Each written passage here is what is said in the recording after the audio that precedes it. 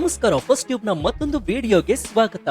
ಒಂದ್ ಕಾಲದಲ್ಲಿ ಮಧ್ಯಪ್ರಾಚ್ಯದ ಅತ್ಯಂತ ಶಕ್ತಿಶಾಲಿ ರಾಷ್ಟ್ರ ಅಂತ ಕರೆಸ್ಕೊಳ್ತಾ ಇದ್ದಂತಹ ದೇಶವೊಂದು ಇವತ್ತು ಸ್ಮಶಾನದ ಮೌನವನ್ನ ಮುರಿದಿದೆ. ಜ್ವಾಲಾಮುಖಿಯಂತೆ ಸ್ಫೋಟಗೊಳ್ತಾ ಇದೆ. ಹೌದು, ನಾವು ಮಾತನಾಡ್ತಾ ಇರೋದು ಇರಾನ್ ಬಗ್ಗೆ. ಆದ್ರೆ ಇಂದು ನಾವು ಮಾತನಾಡ್ತಾ ಇರೋದು ಕೇವಲ ಒಂದು ಪ್ರತಿಭಟನೆಯ ಬಗ್ಗೆ ಅಲ್ಲ, ಬದಲಾಗಿ ಒಂದು ಸಾಮ್ರಾಜ್ಯದ ಪತನದ ಬಗ್ಗೆ. ಕಳೆದ 3 ದಶಕಗಳಲ್ಲಿ ಅಂದ್ರೆ ಬರೋಬ್ಬರಿ 30 ವರ್ಷಗಳಲ್ಲಿ ಇರಾನ್ ಇಂತಹದ್ದೊಂದು ದಂಗೆಯನ್ನ ಕಂಡಿರಲಿಲ್ಲ, ಕೇಳಿರ್ಲಿಲ್ಲ.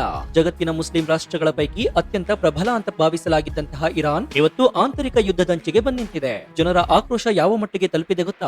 ಯಾವ ಸರ್ವೋಚ್ಚ ನಾಯಕನ ಹೆಸರನ್ನ ಕೇಳಿದ್ರೆ ಜನ ಭಯದಿಂದ ನಡುತ್ತಾ ಇದ್ರು, ಇವತ್ತು ಅದೇ ಆಯತುಲ್ಲಾ ಅಲಿ ಖಮೇನಿ ಅವರ ಸರ್ಕಾರದ ವಿರುದ್ಧ ಜನ ರೊಚ್ಚಿಗೆದ್ದು ಬೀದಿಗಿಳಿದಿದ್ದಾರೆ. ಇದು ಕೇವಲ ಒಂದು ನಗರದ ಕಥೆಯಲ್ಲ, 21 ಪ್ರಾಂತ್ಯಗಳು. ಹೌದು, ಇರಾನ್ನ 21 ಪ್ರಾಂತ್ಯಗಳಲ್ಲಿ ಇಂದು ಅಶಾಂತಿಯ ಹೊಗೆಯಾಡ್ತಾ ಇದೆ. ಕಂಡಲ್ಲಿ ಜನ ಬೀದಿಗಿಳಿದು ಸರ್ಕಾರಿ ಕಟ್ಟಡಗಳಿಗೆ ಬೆಂಕಿಯನ್ನ ಇಡ್ತಾ ಇದ್ದಾರೆ. ಪರಿಸ್ಥಿತಿ ಕೈ ಮೀರ್ತಾ ಇದೆ ಅಂತ ಅರಿತಂತಹ ಸರ್ಕಾರ ದೇಶಾದ್ಯಂತ ಅಪಾರ ಪ್ರಮಾಣದ ಸೈನ್ಯವನ್ನ ಇಳಿಸಿದೆ. ಆದ್ರೆ ಹಸಿದ ಹೊಟ್ಟೆಗೆ ಸೈನ್ಯದ ಬಂದೂಕುಗಳು ಉತ್ತರವಾಗಬಲ್ಲವಾ? ಹಾಗಾದ್ರೆ ಈ ಇರಾನ್ನ ಭೀಕರ ಪರಿಸ್ಥಿತಿಗೆ ಕಾರಣವೇನು? ಮುಸ್ಲಿಂ ರಾಷ್ಟ್ರಗಳ ಆರ್ಥಿಕ ಕುಸಿತದ ಸತ್ಯ ಏನು? ಮುಂದೊಂದು ದಿನ ಪಾಕಿಸ್ತಾನದ ಪರಿಸ್ಥಿತಿಯು ಕೂಡ ಹೀಗೆ ಆಗುತ್ತಾ? ನಿಮ್ಗೇನನ್ಸುತ್ತೆ ಅಂತ ಕಮೆಂಟ್ ಮಾಡಿ ಹಾಗೂ ವಿಡಿಯೋಗೆ ಲೈಕ್ ಕೊಡಿ.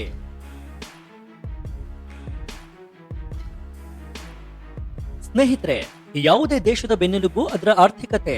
ಆ ಬೆನ್ನೆಲುಬೆ ಮುರಿದು ಹೋದ್ರೆ ಏನಾಗುತ್ತೆ ಎಂಬುದಕ್ಕೆ ಇರಾನ್ ಜ್ವಲಂತ ಸಾಕ್ಷಿಯಾಗಿದೆ. ಇವತ್ತು ಇರಾನ್ ನಲ್ಲಿ ನೀವು ಒಂದು ಅಮೆರಿಕನ್ ಡಾಲರ್ ಖರೀದಿಸಬೇಕು ಅಂತಂದ್ರೆ ನಿಮ್ಮ ಜೇಬ್ನಲ್ಲಿ ಎಷ್ಟು ಹಣ ಬೇಕು ಗೊತ್ತಾ? ಬರೋಬ್ಬರಿ 14 ಲಕ್ಷ ರಿಯಲ್. ಒಮ್ಮೆ ಇತಿಹಾಸವನ್ನ ನೋಡಿ. 2015ರಲ್ಲಿ ಕೇವಲ 10 ವರ್ಷಗಳ ಹಿಂದೆ $1 ಬೆಲೆ 32,000 ರಿಯಲ್ ಆಗಿತ್ತು. ಆದ್ರೆ ಕಳೆದ ಒಂದು ದಶಕದಲ್ಲಿ ಇರಾನ್ ಕರೆನ್ಸಿ ಪಾತಾಳಕ್ಕೆ ಕುಸಿದಿದೆ. 40-45% ಮೌಲ್ಯವನ್ನ ಕಳೆದುಕೊಂಡಿದೆ. ಇದನ್ನ ಆರ್ಥಿಕ ಭಾಷೆಯಲ್ಲಿ ಹೈಪರ್ ಇನ್ಫ್ಲೇಷನ್ ಅಂತಾರೆ. ಅಂದ್ರೆ ಜನಸಾಮಾನ್ಯರ ಭಾಷೆಯಲ್ಲಿ ಇದೊಂದು ಆರ್ಥಿಕ ನರಕ.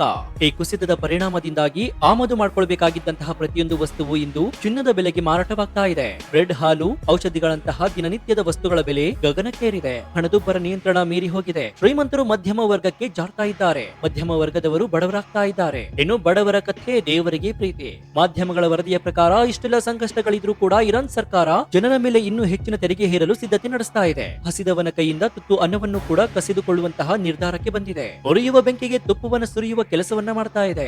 ಸ್ನೇಹಿತರೆ, ನಿಮಗೆ ಗೊತ್ತಿದ್ಯಾ, ಯಾವುದೇ ದೊಡ್ಡ ಕ್ರಾಂತಿಯು ಒಂದು ಸಣ್ಣ ಕಿಡಿಯಿಂದಲೇ ಆರಂಭವಾಗುವುದು. ಇರಾನ್ನ ಈ ಮಹಾದಂಗೆಗೆ ಮುನ್ನುಡಿ ಬರೆದಿದ್ದು ರಾಜಧಾನಿ ಟೆಹರಾನ್ನ ಐತಿಹಾಸಿಕ ಗ್ರ್ಯಾಂಡ್ ಬಜಾರ್. ಸಾಮಾನ್ಯವಾಗಿ ವ್ಯಾಪಾರಿಗಳು ಸರ್ಕಾರದ ಪರವಾಗಿ ಅಥವಾ ತಟಸ್ಥವಾಗಿ ಇರುತ್ತವೆ. ಆದ್ರೆ ಯಾವಾಗ ಹಣದುಬ್ಬರದಿಂದ ವ್ಯಾಪಾರವೇ ಇಲ್ಲದಂತಾಗುತ್ತೋ ವ್ಯಾಪಾರಿಗಳೇ ಬೀದಿಗಿಳಿತಾರೆ. ಟೆಹರಾನ್ನಿಂದ ಆರಂಭವಾದ ಈ ಆಂದೋಲನ ಕಾಡ್ಗಿಚ್ಚಿನಂತೆ ಹಬ್ಬಿತು. ಇವತ್ತು ಇದು ಕೇವಲ ವ್ಯಾಪಾರಿಗಳ ಪ್ರತಿಭಟನೆಯಾಗಿ ಉಳಿದಿಲ್ಲ, ಇದು ವಿದ್ಯಾರ್ಥಿಗಳ, ಯುವಕರ, ಮಹಿಳೆಯರ ಮತ್ತು ಸಮಸ್ತ ನಾಗರಿಕರ ಹೋರಾಟವಾಗಿ ಬದಲಾಗಿದೆ. ವಿಶ್ವವಿದ್ಯಾಲಯಗಳು ಪ್ರಾಂತೀಯ ಕಾರ್ಖಾನೆಗಳಿದ್ದಂತೆ ಈಗ ಇರಾನ್ನ ವಿವಿಗಳಲ್ಲಿ ವಿದ್ಯಾರ್ಥಿಗಳು ಸರ್ಕಾರಿ ವಿರೋಧಿ ಘೋಷಣೆಗಳನ್ನ ಮುಗಿಲು ಮುಟ್ಟುವಂತೆ ಕೂಗ್ತಾ ಇದ್ದಾರೆ. ವಿಶೇಷವೇನೆಂದ್ರೆ ರಸ್ತೆ ತಡೆದು ಟೈರ್ ಸುಡುವುದು ಮತ್ತು ಸರ್ಕಾರಿ ವಾಹನಗಳಿಗೆ ಹಾನಿ ಮಾಡುವುದು ಸಾಮಾನ್ಯವಾಗ್ಬಿಟ್ಟಿದೆ. ರಾಜಧಾನಿ ಟೆಹರಾನ್ ನಲ್ಲಿ ಸಾವಿರಾರು ನಾಗರಿಕರು ಜಮಾಯಿಸಿದ್ದಾರೆ. ಜನಸಂದಣಿಯನ್ನ ಚದುರಿಸಲು ಪೊಲೀಸರು ಅಶ್ರುವಾಯುವನ್ನ ಪ್ರಯೋಗಿಸ್ತಾ ಇದ್ದಾರೆ. ಆದ್ರೆ ಅಶ್ರುವಾಯುವಿನ ಹೊಗೆಗಿಂತ ಜನರ ಹೊಟ್ಟೆಯ ಹಸಿವಿನ ಜ್ವಾಲೆ ಪ್ರಬಲವಾಗಿದೆ. ಇನ್ನು ಈ ಪ್ರತಿಭಟನೆಯ ಅತ್ಯಂತ ಭೀಕರವಾದಂತಹ ಮತ್ತು ಆಘಾತಕಾರಿ ಮಹತ್ವದ ತಿರುವು ಯಾವ್ದು ಗೊತ್ತಾ? ಅದು ಭಯದ ಸಾವು. ಇರಾನ್ ನಲ್ಲಿ ಇಸ್ಲಾಮಿಕ್ ರೆವಲ್ಯೂಷನರಿ ಗಾರ್ಡ್ ಕಾರ್ಪ್ಸ್ ಅಂದ್ರೆ ಸಾಕ್ಷಾತ್ ಯಮನಂತೆ. ಇದು ಇರಾನ್ನ ಅತ್ಯಂತ ಶಕ್ತಿಶಾಲಿ ಮಿಲಿಟರಿ ಪಡೆ. ಇವರು ನೇರವಾಗಿ ಸುಪ್ರೀಂ ಲೀಡರ್ ಖಮೇನಿಗೆ ವರದಿ ಮಾಡ್ತಾರೆ. ಇವರನ್ನ ಕಂಡ್ರೆ ಜನ ರಸ್ತೆಯಲ್ಲಿ ತಲೆ ತಗ್ಗಿಸಿ ನಡೀತಾ ಇದ್ರು. ಆದ್ರೆ ಇತಿಹಾಸದಲ್ಲಿಯೇ ಮೊದಲ ಬಾರಿಗೆ ಪ್ರತಿಭಟನಾಕಾರರು ನೇರವಾಗಿ ಐಆರ್ಜಿಸಿಯನ್ನ ಗುರಿಯಾಗಿಸಿಕೊಂಡಿದ್ದಾರೆ. ಜನರು ಐಆರ್ಜಿಸಿ ನೆಲೆಗಳಿಗೆ ಬೆಂಕಿ ಹಚ್ಚುತ್ತಾ ಇದ್ದಾರೆ. ಸೈನಿಕರೊಂದಿಗೆ ನೇರ ಸಂಘರ್ಷಕ್ಕೆ ಇಳಿದಿದ್ದಾರೆ. ಇದರ ಅರ್ಥ ಒಂದೇ, ಇರಾನ್ ಜನತೆ ಸಾವಿಗೆ ಹೆದರೋದನ್ನ ನಿಲ್ಲಿಸಿದ್ದಾರೆ. ಯಾವಾಗ ಪ್ರಜೆಗೆ ಪ್ರಜಾಪ್ರಭುತ್ವದ ಮೇಲೆ ಭಯ ಹೋಗುತ್ತೋ ಆಗ ಪ್ರಭುತ್ವದ ಅಂತ್ಯ ಹತ್ತಿರವಾಗ್ತಾ ಇದೆ ಅಂತ ಅರ್ಥ. ಫಜಾ ನಗರದಲ್ಲಿ ನಡೆದಂತಹ ಘಟನೆ ಇದಕ್ಕೆ ಸಾಕ್ಷಿಯಾಗಿದೆ. ಪ್ರತಿಭಟನಾಕಾರರು ಅಲ್ಲಿನ ಗವರ್ನರೇಟ್ ಕಚೇರಿಯ ಗೇಟ್ ಗಳನ್ನ ಧ್ವಂಸಗೊಳಿಸಿ ಒಳಗೆ ನುಗ್ಗಿದ್ದಾರೆ. ಇಂತಹ ದೃಶ್ಯಗಳು ಇರಾನ್ನ ಪ್ರತಿಯೊಂದು ನಗರದಲ್ಲೂ ಮರುಕಳಿಸ್ತಾ ಇದ್ದಾವೆ. ಇನ್ನು ಅರ್ಧಬಿಲ್ ಎಂಬಂತಹ ನಗರದಲ್ಲಿ ನಡೆದಂತಹ ಒಂದು ಘಟನೆ ಇಡೀ ಇಸ್ಲಾಮಿಕ್ ಆಡಳಿತದ ತಳಹದಿಯನ್ನು ನಡುಗಿಸ್ಬಿಟ್ಟಿದೆ. ಅಲ್ಲಿ ನಿರ್ಮಿಸಲಾಗಿದ್ದಂತಹ ಸರ್ವೋಚ್ಚ ನಾಯಕ ಅಲಿ ಖಮೇನಿ ಅವರ ಪ್ರತಿಮೆಯನ್ನ ನಿರ್ಮಿಸಿದ 2 ದಿನದಲ್ಲಿ ಪ್ರತಿಭಟನಾಕಾರರು ನೆಲಕ್ಕುರುಳಿಸಿದ್ದಾರೆ. ಜನರ ಘೋಷಣೆಗಳು ಈಗ ಸ್ಪಷ್ಟವಾಗಿದೆ. ಅವರು ಕೇವಲ ಬೆಲೆ ಏರಿಕೆಗಾಗಿ ಹೋರಾಡ್ತಾ ಇಲ್ಲ, ಅವರು ಸರ್ವಾಧಿಕಾರಿಯ ಸಾವು ಬಯಸ್ತಾ ಇದ್ದಾರೆ. ಖಮೇನಿಯನ್ನ ಅಧಿಕಾರದಿಂದ ಕಿತ್ತೊಗೆಯುವಂತೆ ಆಗ್ರಹಿಸ್ತಾ ಇದ್ದಾರೆ. ಇಲ್ಲಿ ಅತ್ಯಂತ ಕುತೂಹಲಕಾರಿ ವಿಷಯ ಒಂದಿದೆ. ಪ್ರತಿಭಟನೆಯಲ್ಲಿ ಕೇಳಿ ಬರ್ತಾ ಇರುವಂತಹ ಕೆಲವು ಘೋಷಣೆಗಳು ಇರಾನ್ ಸರ್ಕಾರದ ನಿದ್ದೆಯನ್ನ ಗೆಡಿಸಿದೆ. ಜನರು ದೇಶಭ್ರಷ್ಟ ರಾಜ ಪಹಲ್ವಿ ಅವರ ಪರವಾಗಿ ಘೋಷಣೆ ಕೂಗ್ತಾ ಇದ್ದಾರೆ. ಇನ್ನು ನಮಗೆ ಆ ಹಳೆಯ ದಿನಗಳು ಬೇಕು, ನಮಗೆ ರಾಜಪ್ರಭುತ್ವವೇ ಲೇಸು ಎನ್ನುವಂತಹ ಮಾತುಗಳು ಕೇಳಿ ಬರ್ತಾ ಇದೆ. ಇಸ್ಲಾಮಿಕ್ ಕ್ರಾಂತಿಗೂ ಮುನ್ನ ಶಾ ಆಳ್ವಿಕೆಯಲ್ಲಿ ಇರಾನ್ ಹೇಗಿತ್ತು ಎಂಬಂತಹ ನೆನಪುಗಳು ಜನರನ್ನ ಕಾಡ್ತಾ ಇದೆ.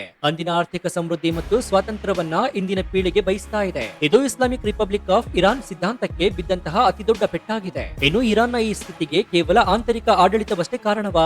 ಖಂಡಿತ ಅಲ್ಲ. ಹೊರಗಿನ ಪ್ರಪಂಚದ ಒತ್ತಡವೂ ಕೂಡ ಇದನ್ನ ಪ್ರಪಾತಕ್ಕೆ ತಳ್ಳಿದೆ. ಒಂದ್ ಕಡೆ ಇಸ್ರೇಲ್ ಜೊತೆಗಿನ ಪರೋಕ್ಷ ಮತ್ತು ನೇರ ಯುದ್ಧದ ಭೀತಿ ತನ್ನ ಪ್ರಾಬಲ್ಯ ಸಾಧಿಸಲು ಇರಾನ್ ಅಪಾರ ಹಣವನ್ನ ಯುದ್ಧೋಪಕರಣಗಳಿಗೆ ಹಮಾಸ್ ಮತ್ತು ಹೆಜ್ಬುಲ್ಲಾಗಳಂತಹ ಗುಂಪುಗಳಿಗೆ ಸುರಿತಾ ಇದ್ದಾರೆ. ಆದ್ರೆ ದೇಶದ ಜನ ಹೊಟ್ಟೆಗೆ ಹಿಟ್ಟು ಇಲ್ಲದೆ ಪರದಾಡ್ತಾ ಇದ್ದಾರೆ. ಮತ್ತೊಂದ್ ಕಡೆ ಅಮೆರಿಕ ಮತ್ತು ಪಾಶ್ಚಿಮಾತ್ಯ ದೇಶಗಳ ದೀರ್ಘಕಾಲದ ನಿರ್ಬಂಧಗಳು ಇರಾನ್ ತನ್ನ ತೈಲವನ್ನ ಮಾರಾಟ ಮಾಡಲಾಗದೆ ಡಾಲರ್ ಪಡೆಯಲಾಗದೆ ಒದ್ದಾಡ್ತಾ ಇದೆ. ಈ ಪ್ರಾದೇಶಿಕ ಉದ್ವಿಗ್ನತೆ ಮತ್ತು ನಿರ್ಬಂಧಗಳು ಇರಾನ್ ಆರ್ಥಿಕತೆಯನ್ನು ಉಸಿರುಗಟ್ಟಿಸಿ ಸಾಯಿಸ್ತಾ ಇವೆ. ಇನ್ನು ಇರಾನ್ ಜಗತ್ತಿನ ಎದುರು ಒಂದು ವಿಚಿತ್ರವಾದ ಮತ್ತು ಕ್ರೂರವಾದ ಮುಖವಾಡವನ್ನ ಧರಿಸಿ ನಿಂತಿದೆ. ಒಂದ್ ಕಡೆ ಇರಾನ್ ಸರ್ಕಾರ ಜಗತ್ತಿಗೆ ಹೇಳ್ತಾ ಇದೆ, ನಮ್ಮ ಬಳಿ ಶಬ್ದಕ್ಕಿಂತ ವೇಗವಾಗಿ ಚಲಿಸುವ ಪಥ ಹೈಪರ್ಸಾನಿಕ್ ಕ್ಷಿಪಣಿಗಳಿವೆ, ನಮ್ಮ ಬಳಿ ಅಣ್ವಸ್ತ್ರ ತಯಾರಿಸುವ ತಂತ್ರಜ್ಞಾನವಿದೆ ಅಂತ. ತಮ್ಮ ಮಿಲಿಟರಿ ಬಜೆಟ್ ಗಿಂತ ಹಮಾಸ್ ಮತ್ತು ಹೆಜ್ಬುಲ್ಲಾಗೆ ಶಸ್ತ್ರಾಸ್ತ್ರ ಪೂರೈಸಲು ಇರಾನ್ ಸರ್ಕಾರ ವಾರ್ಷಿಕವಾಗಿ ಬಿಲಿಯನ್ ಗಟ್ಟಲೆ ಡಾಲರ್ ಖರ್ಚು ಮಾಡ್ತಾ ಇದೆ. ಆದ್ರೆ ವಾಸ್ತವ ಏನ್ ಗೊತ್ತಾ? ಜನರು ಕೇಳ್ತಾ ಇರೋದು ಒಂದೇ ಪ್ರಶ್ನೆ, ನಿಮ್ಮ ಕ್ಷಿಪಣಿಯನ್ನ ನಾವು ತಿನ್ನಲು ಸಾಧ್ಯವಾ? ಹೌದು, ಇರಾನ್ ಮಧ್ಯಮ ವರ್ಗದ ತಂದೆ ತನ್ನ ಮಗಳಿಗೆ ಹಾಲು ಖರೀದಿಸಲು ಆಸ್ತಿ ಮಾರುವ ಪರಿಸ್ಥಿತಿ ಬಂದಿದೆ. ಕ್ಯಾನ್ಸರ್ ರೋಗಿಗಳಿಗೆ ಅಗತ್ಯವಾದ ಚಿಕಿತ್ಸೆ ಸಿಗ್ತಾ ಇಲ್ಲ.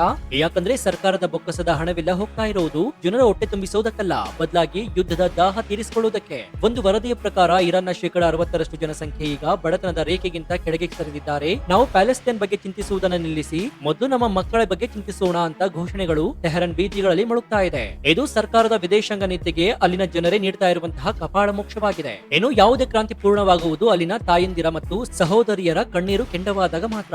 ನಿಮಗ್ ನೆನಪಿರಬಹುದು 2022ರಲ್ಲಿ ಮಹಸಾ ಅಮೀನಿ ಎಂಬಂತಹ ಯುವತಿಯ ಸಾವು ಇಡೀ ಇರಾನ್ ಅನ್ನ ಬೆಚ್ಚಿ ಬೀಳಿಸಿತ್ತು. ಅಂದು ಶುರುವಾದ ಹುಮನ್ ಲೈಫ್ ಫ್ರೀಡಮ್ ಹೋರಾಟದ ಕಿಡಿ ಇಂದಿಗೂ ಕೂಡ ಆರಿಲ್ಲ. ಇಂದಿನ ಆರ್ಥಿಕ ದಂಗೆಯಲ್ಲಿ ಆ ಹಳೆಯ ಕೋಪವು ಕೂಡ ಸೇರ್ಕೊಂಡಿದೆ. ಇಲ್ಲಿ ಗಮನಿಸಬೇಕಾಗಿರುವುದು ಏನಂದ್ರೆ, ಇಲ್ಲಿರುವಂತಹ ಮಹಿಳೆಯರಿಗೆ ಬಂದೂಕಿನ ಭಯವಿಲ್ಲ, ಅವರು ಕಳೆದುಕೊಳ್ಳಲು ಇನ್ನೇನು ಉಳಿದಿಲ್ಲ ಎಂಬಂತಹ ನಿರ್ಧಾರಕ್ಕೆ ಬಂದಂತಿದೆ. ಪುರುಷರಿಗಿಂತ ಹೆಚ್ಚಾಗಿ ಮಹಿಳೆಯರೇ ಈ ಪ್ರತಿಭಟನೆಯಲ್ಲಿ ಮುಂಚೂಣಿಯಲ್ಲಿದ್ದಾರೆ. ಯಾಕಂದ್ರೆ ಬೆಲೆ ಏರಿಕೆ ಮೊದಲು ತಟ್ಟುವುದು ಮನೆಯನ್ನು ನಿಭಾಯಿಸುವ ಮಹಿಳೆಯರಿಗೆ. ಸರ್ಕಾರ ಇಂಟರ್ನೆಟ್ ಸ್ಥಗಿತಗೊಳಿಸಿದೆ, ಸೋಷಿಯಲ್ ಮೀಡಿಯಾ ಬ್ಯಾನ್ ಮಾಡಿದೆ. ಆದರೂ ಇರಾನ್ನ ಮೂಲೆ ಮೂಲೆಗಳಿಂದ ವಿಡಿಯೋಗಳು ಹೊರಬರ್ತಾ ಇವೆ. ಅದರಲ್ಲಿ ಬುರ್ಕಾ ಧರಿಸಿದ ಮಹಿಳೆಯರು ನೇರವಾಗಿ ಸರ್ವೋಚ್ಚ ನಾಯಕನ ಕಟೌಟ್ಗಳಿಗೆ ಚಪ್ಪಲಿಯಲ್ಲಿ ಹೊಡೆಯುವ ದೃಶ್ಯಗಳು ಬರ್ತಾ ಇವೆ. ಇದು ಇರಾನ್ ಸಂಸ್ಕೃತಿಯಲ್ಲಿ ಊಹಿಸಲು ಕೂಡ ಸಾಧ್ಯವಾದಂತಹ ದಂಗೆಯಾಗಿದೆ. ಇನ್ನು ಇರಾನ್ ನಲ್ಲಿ ನಡೀತಾ ಇರುವುದು ಕೇವಲ ಪ್ರತಿಭಟನೆಯಲ್ಲ, ಇದೊಂದು ಅಸ್ತಿತ್ವದ ಹೋರಾಟ. ಕಳೆದ ಹೊಸ ವರ್ಷಾಚರಣೆಯ ವೇಳೆ ನಡೆದಂತಹ ಹಿಂಸಾಚಾರದಲ್ಲಿ ಕನಿಷ್ಠ 7 ಮಂದಿ ಪ್ರಾಣ ಕಳೆದುಕೊಂಡಿದ್ದಾರೆ ಅಂತ ಅಸೋಸಿಯೇಟ್ ಪ್ರೆಸ್ ವರದಿ ಮಾಡಿದೆ. ಸಾವಿನ ಸಂಖ್ಯೆ ಏರುತ್ತಲೇ ಇದೆ. ಮುಸ್ಲಿಂ ರಾಷ್ಟ್ರಗಳ ಒಕ್ಕೂಟದಲ್ಲಿ ಪ್ರಬಲವಾಗಿದ್ದಂತಹ ಇರಾನ್ ಇವತ್ತು ತನ್ನದೇ ಜನರ ವಿರುದ್ಧ ಯುದ್ಧ ಸಾರಿದೆ. ಆರ್ಥಿಕ ಕುಸಿತ, ಸಾಮಾಜಿಕ ಅಶಾಂತಿ ಮತ್ತು ರಾಜಕೀಯ ದಂಗೆ ಈ ಮೂರು ಒಟ್ಟಿಗೆ ಸೇರಿದ್ರೆ ಯಾವುದೇ ಸಾಮ್ರಾಜ್ಯವು ಉಳಿಯಲಾಗದು. ಆಯತುಲ್ಲಾ ಖಮೇನಿ ಸರ್ಕಾರ ಈ ದಂಗೆಯನ್ನ ಸೈನ್ಯದ ಬಲದಿಂದ ಹತ್ತುತ್ತಾ ಇದೆಯಾ, ಅಥವಾ 1979ರಲ್ಲಿ ಆದಂತೆಯೇ ಮತ್ತೊಂದು ಕ್ರಾಂತಿ ನಡೆದು ಇರಾನ್ ಇತಿಹಾಸ ಬದಲಾಗುತ್ತಾ? 14 ಲಕ್ಷ ರಿಯಾಲ್ಗೆ ಕುಸಿಯುತ್ತಿರುವಂತಹ ಕರೆನ್ಸಿ ಮತ್ತೆ ಮೇಲೆಯಲು ಸಾಧ್ಯನಾ? ಈ ಪ್ರಶ್ನೆಗೆ ಕಾಲವೇ ಉತ್ತರಿಸಬೇಕು. ಒಟ್ಟಾರೆಯಾಗಿ ಹೇಳೋದಾದ್ರೆ ಇರಾನ್ ಈಗ ಒಂದು ಪ್ರೆಷರ್ ಕುಕ್ಕರ್ ನಂತಾಗಿದೆ. ಮುಚ್ಚಳವನ್ನ ಬಿಗಿಯಾಗಿ ಮುಚ್ಚಿ ಬೆಂಕಿಯನ್ನ ಜೋರು ಮಾಡಿದ್ರೆ ಏನಾಗುತ್ತೆ? ಸ್ಫೋಟಗೊಳ್ಳುತ್ತೆ. ಇರಾನ್ ಸರ್ಕಾರ ಜನರ ಬಾಯಿಗೆ ಮುಚ್ಚಿಸಬಹುದು, ಆದ್ರೆ ಅವರ ಹಸಿವನ್ನ ಮುಚ್ಚಿಡಲು ಸಾಧ್ಯವಿಲ್ಲ. ಈ ಹೋರಾಟ ಕೇವಲ ಇರಾನ್ನ ಆಂತರಿಕ ವಿಷಯವಲ್ಲ, ಇದು ಇಡೀ ಇಸ್ಲಾಮಿಕ್ ಜಗತ್ತಿನ ಭವಿಷ್ಯವನ್ನೇ ಬದಲಾಯಿಸಬಲ್ಲಂತಹ ಮಹಾಕ್ರಾಂತಿಯ ಆರಂಭ. ಮುಂದಿನ ದಿನಗಳಲ್ಲಿ ಏನಾಗುತ್ತೆ ಅಂತ ಕಾದ್ ನೋಡ್ಬೇಕಾಗತ್ತೆ. ಸೊ ಈ ವಿಡಿಯೋ ಬಗ್ಗೆ ನಿಮ್ಮ ಅಭಿಪ್ರಾಯ ಏನು ಅಂತ ಕಮೆಂಟ್ ಮಾಡಿ, ಹಾಗೂ ವಿಡಿಯೋಗೆ ಲೈಕ್ ಕೊಡಿ. ಜೊತೆಗೆ ನೀವಿನ್ನೂ ನಮ್ಮ ಚಾನೆಲ್ ಅನ್ನ ಸಬ್ಸ್ಕ್ರೈಬ್ ಮಾಡ್ಕೊಂಡಿಲ್ಲ ಅಂದ್ರೆ ಈ ಕೂಡಲೇ ಸಬ್ಸ್ಕ್ರೈಬ್ ಮಾಡ್ಕೊಂಡು ಪಕ್ಕದಲ್ಲಿರುವಂತಹ ಬೆಲ್ ಐಕಾನ್ ಅನ್ನ ಪ್ರೆಸ್ ಮಾಡಿ. ಇದರಿಂದ ನಾವು ಹಾಕುವ ಹೊಸ ವಿಡಿಯೋಗಳ ನೋಟಿಫಿಕೇಶನ್ ಮೊದಲು ನಿಮಗೆ ಸಿಗುತ್ತೆ. ಇದಾಗಿತ್ತು ಈ ಕ್ಷಣದ ವಿಶೇಷ. ನೋಡ್ತಾ ಇರಿ ಫಸ್ಟ್ ಟ್ಯೂಬ್ ಕನ್ನಡ. ಧನ್ಯವಾದ.